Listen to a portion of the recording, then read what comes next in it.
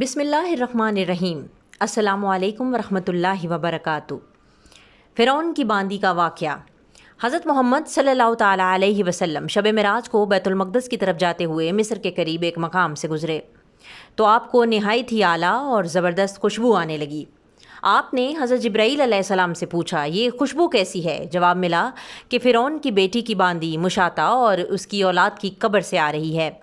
پھر حضرت جبرائیل علیہ السلام نے اس کا قصہ آپ صلی اللہ تعالیٰ علیہ وسلم کو بیان کیا کہ مشاطہ فرعون کی بیٹی کی خادمہ تھی اور وہ خفیہ طور پر اسلام لا چکی تھی۔ ایک دن فرعون کی لڑکی کو کنگا کرتے ہوئے اس کے ہاتھ سے اتفاقاً کنگھی گر گئی۔ وہ اٹھانے لگی تو اس کی زبان سے بے ساختہ نکل گیا بسم اللہ۔ اس پر شہزادی نے کہا کہ تو نے آج عجیب کلمہ بولا، رب تو میرے باپ فرعون ہیں، تو پھر تم نے یہ کس کا نام لیا ہے؟ خادمہ نے جواب دیا فرعون رب نہیں بلکہ رب وہ اللہ ہے جو مجھے اور تجھے اور خود فرعون کو روزی دیتا ہے۔ شہزادی نے کہا اچھا تو میرے باپ کے سوا کسی اور کو خدا مانتی ہے؟ اس نے جواب دیا ہاں، میرا تیرا اور تیرے باپ سب کا رب اللہ تعالیٰ ہی ہے۔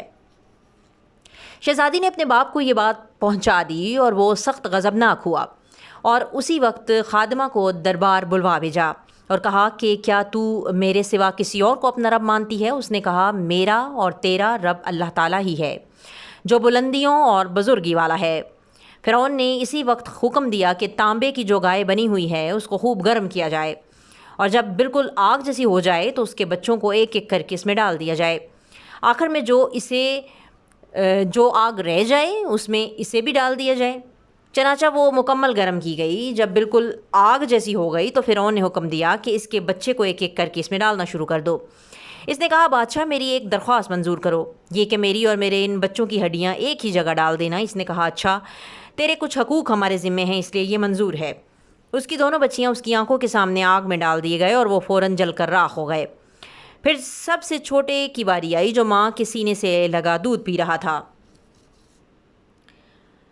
فرعون کے سپاہیوں نے اسے گھسیٹا تو اس نیک بندی کی آنکھوں تلے اندھیرا چھا گیا۔ اللہ تعالیٰ نے اس بچے کو اسی وقت زبان دے دی اور اس نے بآواز بلند کہا اماں جان افسوس نہ کرو، اماں جان ذرا بھی پس و پیش نہ کرو، حق پر جان دینا ہی سب سے بڑی نیکی ہے۔ چنانچہ انہیں صبر آ گیا، سب سے چھوٹے بچے کو بھی آگ میں ڈال دیا گیا اور آخر میں ان کی ماں کو بھی اسی آگ میں جلا کر مار دیا گیا۔ خوشبو کی مہکیں اسی کے جنتی محل سے آ رہی ہیں۔